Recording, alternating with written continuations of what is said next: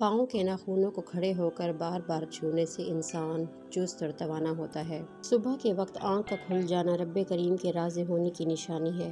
موٹی عورت ناف میں لیموں کا رس ڈالے تو 7 دن میں وزن کم ہو جائے گا۔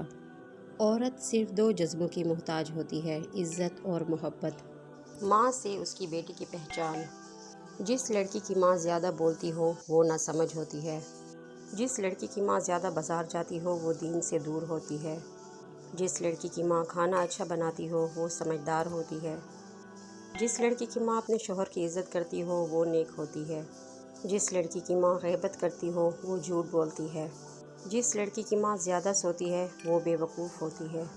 جس عورت کی بھویں آپس میں ملی ہوئی ہوں ایسی عورت کے مقدر بہت تیز ہوتے ہیں اور ایسی عورتوں کی شادی زیادہ تر باہر ملک ہوتی ہے۔